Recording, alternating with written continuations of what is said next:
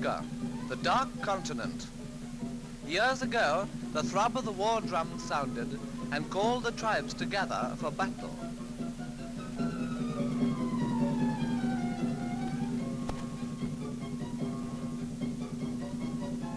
Fierce wars were waged, and the prisoners that were taken were used as slaves.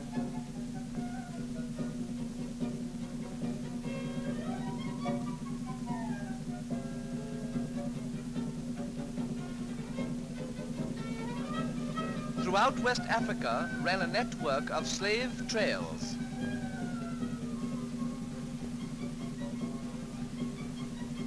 After the coming of the white men, slavery was abolished, and slave trails were replaced by iron rails.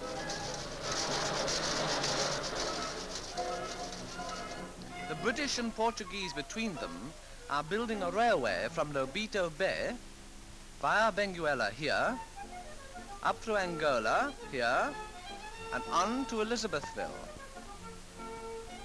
It is to go on into the British South Africa and link up with the Cape to Cairo Railway in Rhodesia. When completed, it will give Rhodesia a gateway to the Atlantic. The terminus of the Benguela Railway is at Lobito Bay.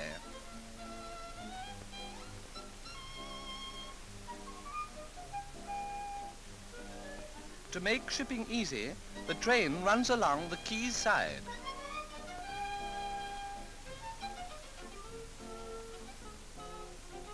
Bags of maize are being loaded, and there goes a bullock on his way to Europe. New carriages for the railway are unshipped from a steamer which has just arrived.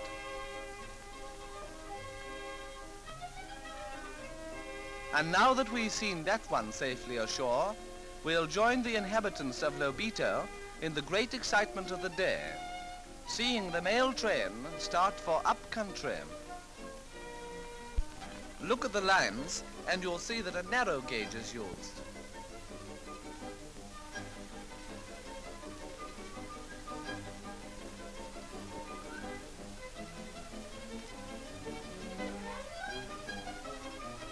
Beyond Lobito, the train runs through a sugarcane growing district.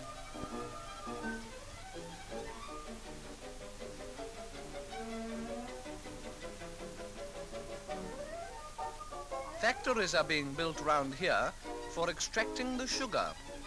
But young Africa knows a simple way of getting sugar from the cane.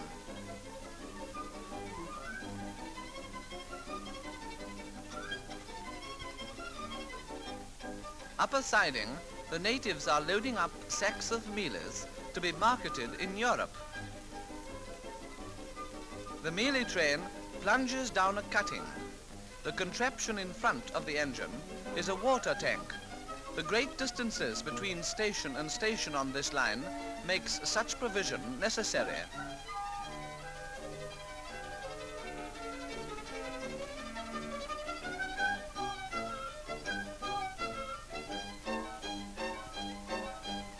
We are going to come out on the plains below this weird-looking rock called Kimbembo. The train, crawling across the vast African countryside, looks like a tiny insect. The earth in these parts bakes into very good bricks.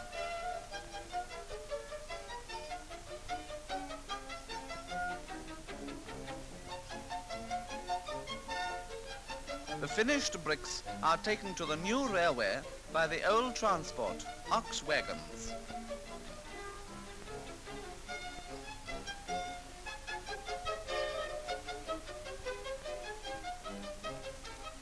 Up she climbs on an easy gradient and soon runs into Huamba, the capital of Angola.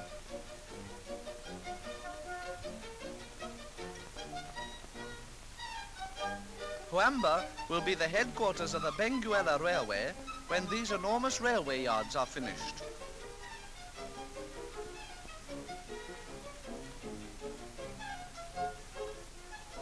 To get hydroelectric power for these works, The Quanda River, 12 miles away, is to be turned to account, and a dam is being built across these falls. Wheat grows on the uplands beyond Huamba, and the line passes through orange groves, which produce good crops if we can judge from this little lot. Still climbing, we come to higher country, and the next stop is at the town of Silva Porto, which has a simple municipal water supply. Silva Porto is famous for its herds of cattle, which, since the building of the railway, helped to supply the home-killed beef of old England. The Kwanza River is crossed by a four-span bridge.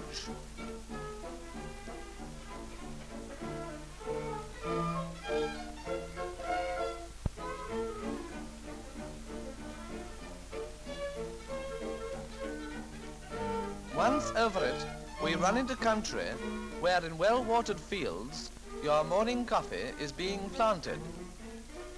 And further on, the coffee berries are picked from full-grown bushes. These plants that look like cactus are sisal grass. The fiber in the leaves makes a very strong rope. So far, the railway has been useful chiefly for commercial transport, but soon crowds of tourists will be coming up to see these marvelous falls at Coimba. A rainbow has got caught in the spray.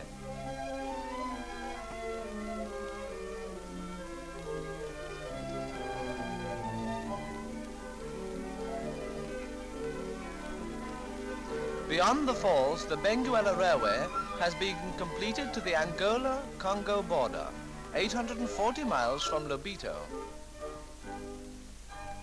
The Belgians are pushing on to complete their section of the line across the Belgian Congo. Every day, the workers' train sets out for railhead, loaded with men and materials. This gang completes about a mile of permanent way a day. When this section of the line is finished, tourists will be able to go direct from Lobito to any point on the railways of the Congo, Rhodesia, or the Union of South Africa.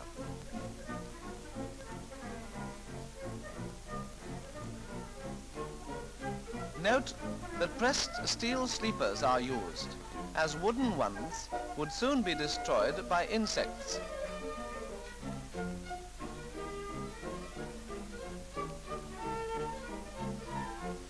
This is not a variation of the Charleston, but a way of balancing the heavy weight of the rail.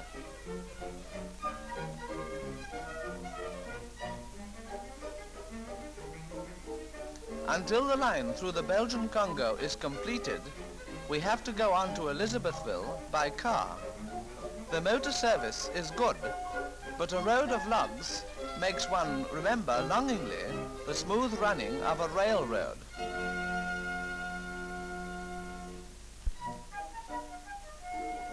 Crossing the river by ferry is a tedious business, but before long the railway engineers will have put a bridge over and the train will run across.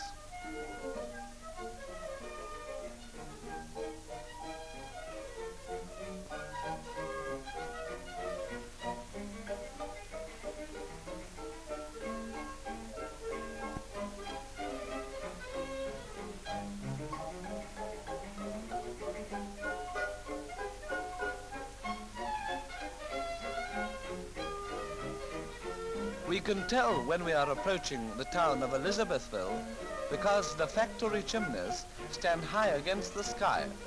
The town is the center of one of the richest copper belts in the world, and the huge mining plants work day and night. The copper ore is dug out and carried to the works where the metal is extracted.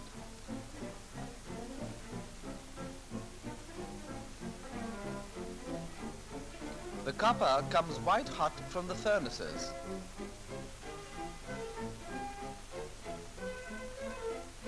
The molten metal cools into ingots that are sent to supply the needs of Europe. Somehow, this doesn't look like the heart of darkest Africa, and it isn't, for Africa is getting lighter every minute. Trade, prosperity, and civilization are following the iron rail as it penetrates the forests of what was once the dark continent.